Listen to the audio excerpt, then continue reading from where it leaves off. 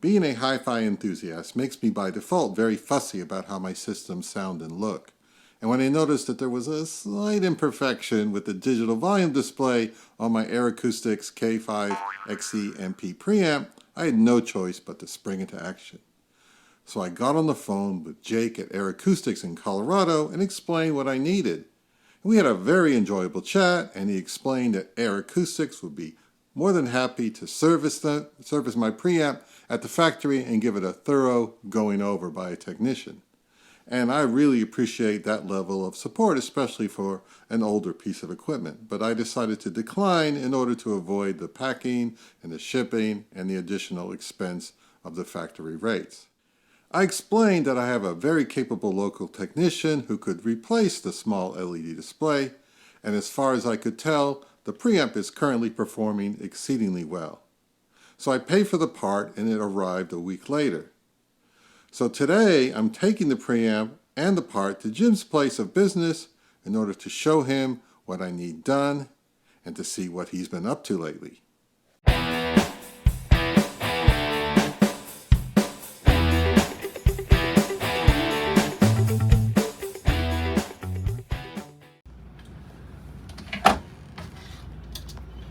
See, this one's all right.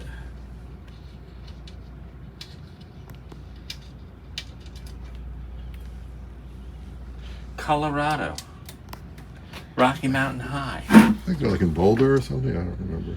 Rocky Mountain High.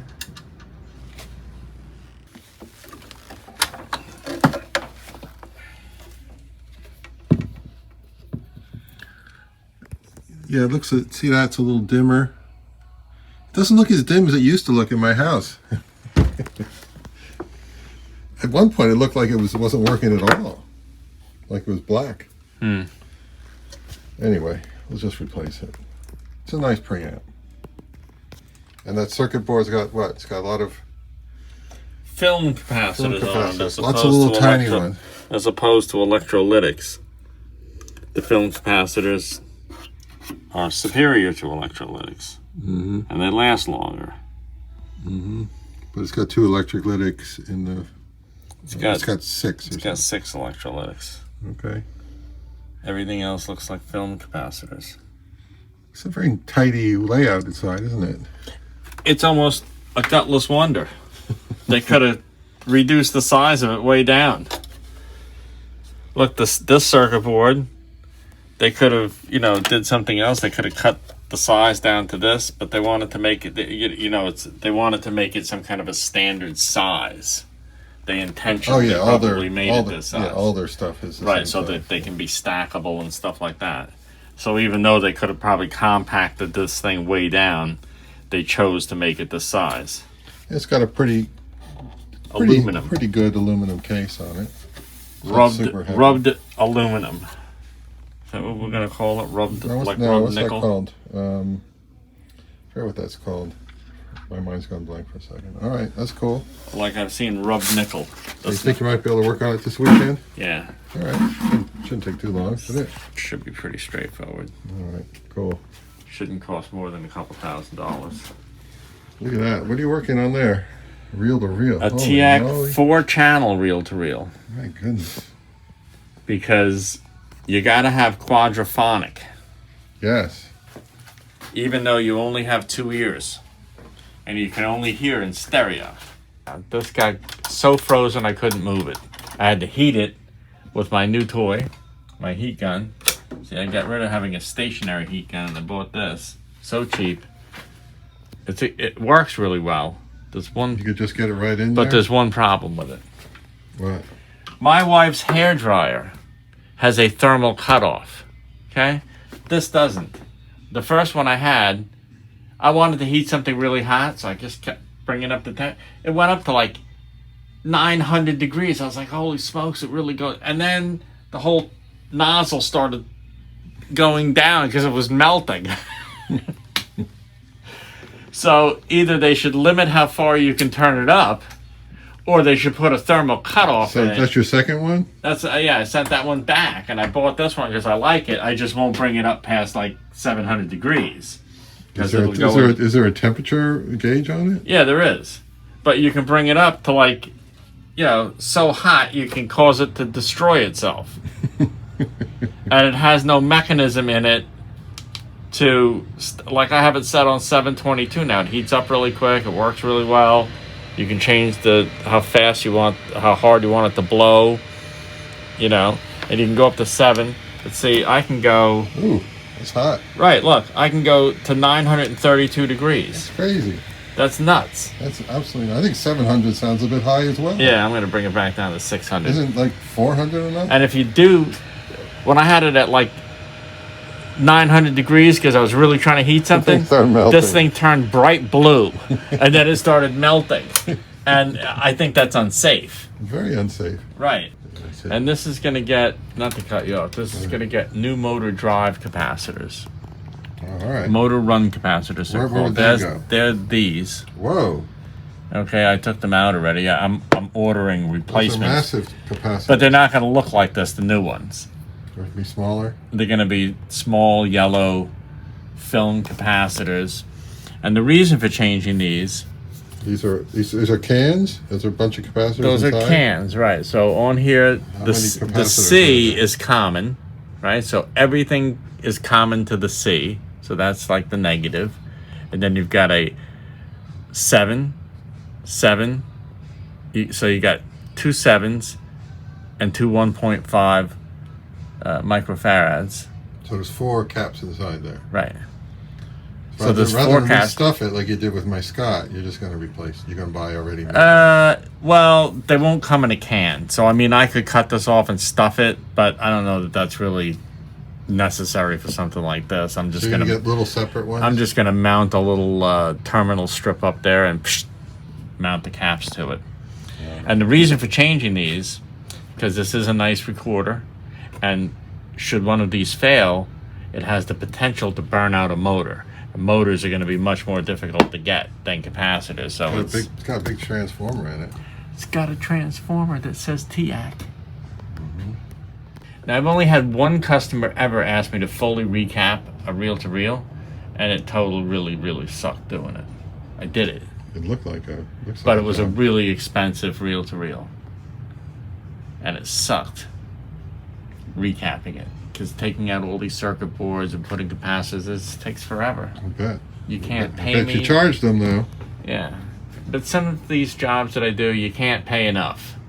I can't charge you enough to make it worth doing, but I do it anyway because people like $10,000. Yeah. That would be enough.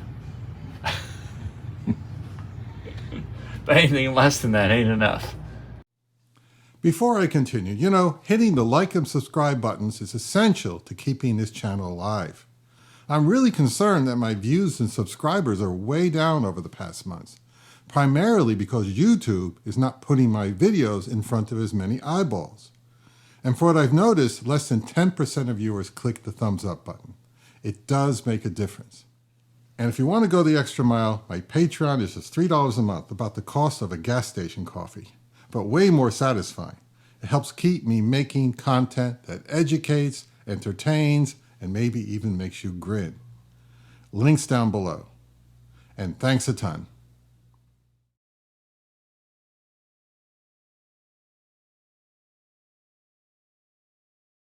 Unfortunately, see all those tape decks on the ground? Where? I bought all of those tape. I bought this whole row. Oh, these.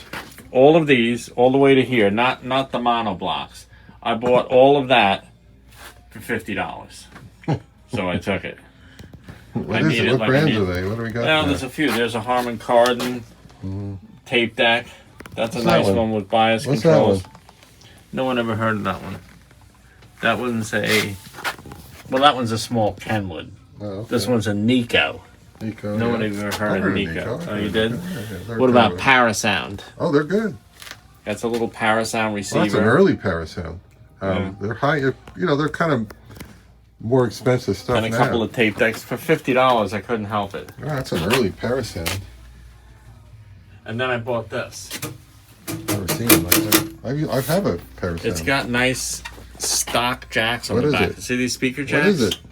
This is a kind of a collectible unit. It's a Sony. It's 60 watts per channel, and it's the first one that every receiver that was ever made with a door to cover up most of the knobs. It has a door. That's its selling feature. It is.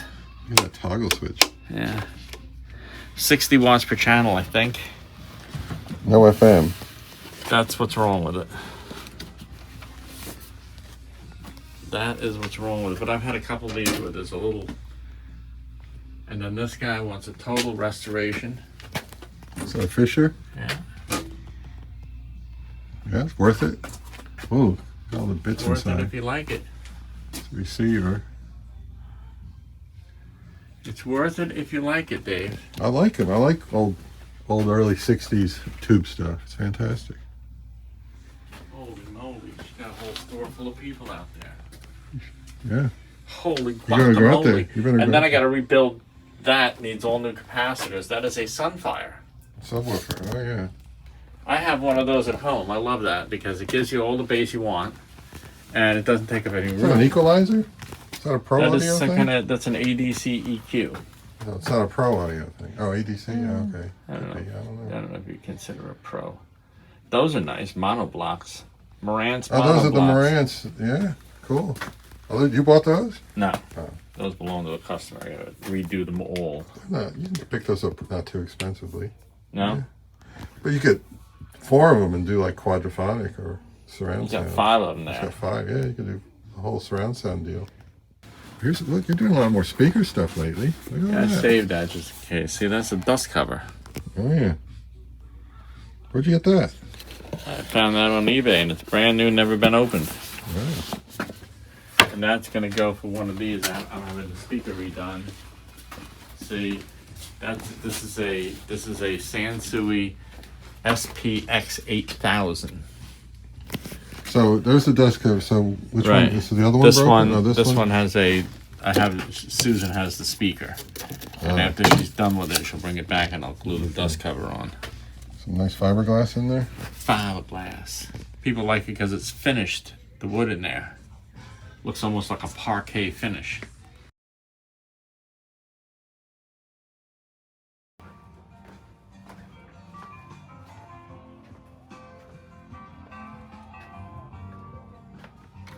Who goes there?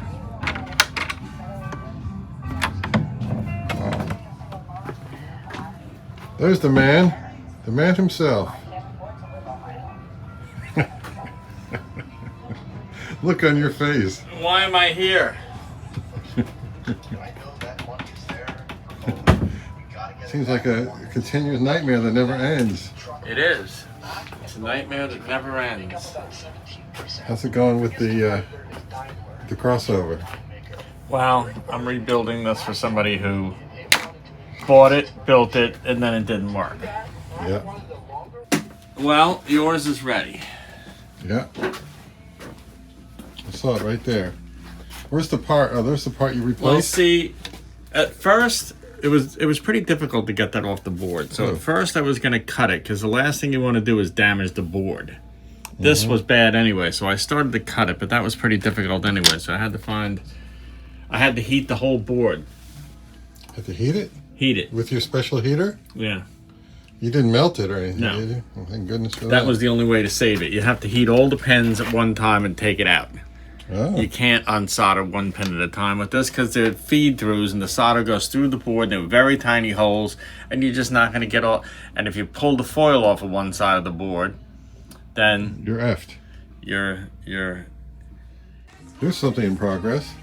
Tamberg. Oh. Well, you're the reel-to-reel guy, aren't you? The real guy. That's because I'm getting real. When you work on reel-to-reels, you got to get real. What are you doing? I'm going to plug this in for you so you can see Oh, how okay. bright and impressive the screen is now. I never looked at the bottom of it. Huh? I've never looked at the bottom of it before. It has a bottom. It does. So you had to remove the Side panels. you had to remove the side panel Just to get and the access. front panel. No, the front panel doesn't really come off How'd you access? because this might come off as a cover. Well, once this was off, it was easier to access the screws holding that circuit board in. Does it look brighter now? Looks brighter. Let me put it on that. There we go. Yep, that one little segment. But I think all the two. segments look a little brighter. Yeah, probably. It was going dim on you. It's getting dim on me. Just good. Sansui Chuck. It's Sansui Chuck. Chuck, Hey, so what happened? well, that guy was calling me. All right, Jim. All right, Jim. What are you showing me here? My big resistors. What they're probably almost a foot long. Yeah, they're 300 watts each. And what would you use something like this for? Well, you would use something like this to plug into your speaker output on your receiver or power amp. Mm-hmm. And then these are test points that would hook up my oscilloscope to these test points. And my oscilloscope, because it's modern and digital, will give me the VRMS, which is the root mean square voltage output. So I can bring the stereo up on my scope, the power up, until the sine wave starts to flatten out on the top or bottom and clip. That's distortion. So I would bring it right up to that level and then back off just a little bit so that it's not clipping. Then I would write down the reading of the VRMS. Oh. And then VRMS squared divided by 8 ohms, which is what these resistors are, will give you your watts out. Your output. So I can tell exactly how many watts your unit will put out before it distorts At 8 ohms. at 8 ohms. What happens if you have 4 ohm speakers? Well, Or I don't you have would- 4 ohm resistors. You need to get a set of 4 ohm No, resistors. I could actually put 2 of these together if I wanted to and have 600 watt resistor at 4 ohms and check one channel at a time. But I don't really see the reason for doing that. No. Well, you got those are some impressive resistors. I've never seen resistors that big before. Well, and I just tested a Marantz. Where do you buy something like this? I just tested a Marantz that said it had a maximum output of 120 watts per channel. And I was able to, and I tested it, went up to 151 watts Before it started to. before it started to clip. distort. So it's pretty good. Yeah. And where do you buy something like this? Well, I bought these on Amazon. You put it together yourself? I put the board together and the test points and all that together, yeah. Oh, okay. So And banana jacks. See banana jacks? Yeah. Brilliant. How much do these cost? $50 each, All right. but well worth the money. Yes. You've got quite an array of electronics Like here. that Sencor, What's that for? that is a Which one is that? stereo analyzer. Which The one is that? Sencor, that's this. Oh, okay. It does some unique things that none of the other test instruments will do. And then there's a harmonic distortion analyzer. Mm-hmm. What's that up there? What's what up where? This? Yeah. That is a wow and flutter meter. Oh, that's right. Wow, flutter. Not whoa and flutter. What? Not whoa and flutter. Not wow, flutter. Wow and flutter. Okay. And that is for measuring the steady movement, basically, of a reel-to-reel tape recorder or a cassette deck, I suppose. Could you use it with the turntable? I guess you could use it with the turntable. I don't think I have. I mean, if the turntable is running at the right speed, generally it's good. And that's your solder sucker. Solder sucker. Your fancy solder sucker. This is new. I got this recently. What is that? With a 3D printed stand for it. What is it for? This is a device that will check transistors, Oh. but it does a lot of different tests on the transistors. It's pretty impressive for a little tool like this.